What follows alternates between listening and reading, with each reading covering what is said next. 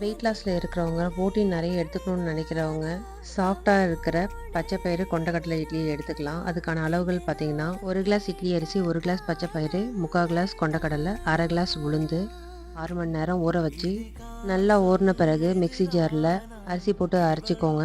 மாவு சூடாகாமல் இருக்கிறதுக்கு ice water ஊற்றி அரைச்சிக்கோங்க தனித்தனியாக. மாவோட பதம்னு பார்த்தீங்கன்னா, இட்லி மாவு பதத்துக்கு தான் இருக்கணும். எல்லாத்தையும் ஒன்றா சேர்ந்து கலந்துட்டு உப்பு போட்டு ஒரு 6 மணி நேரம் புளிக்க வச்சுருங்க. 6 மணி நேரத்துக்கு கலக்கும் நல்லா புளிச்சு வந்துடும். புளிச்சு வந்ததுக்கு பிறகு நல்லா கலக்கி விட்டுட்டு மாவை நல்லா கரைச்சி எடுத்துக்கோங்க. இட்லி தட்டில் நல்லா எண்ணெயை தடவி இட்லி ஊற்றி ஒரு 10 நிமிஷம் வேக வச்சு எடுத்திங்கன்னா ரொம்ப ஹெல்த்தியான சாஃப்டான பச்சைப்பயிறு கொண்டக்கடலை இட்லி ரெடி ஆயிடுச்சு. இதுக்கு சைடிஷ்னு பார்த்தீங்கன்னா பச்சை மிளகா சட்னி ரொம்ப சூப்பராக இருக்கும். நீங்களும் இந்த மாதிரி ஹெல்த்தியான பிரேக்ஃபாஸ்ட் செஞ்சு கொடுத்து வீட்டில் இருக்கவங்கள அசத்துங்க.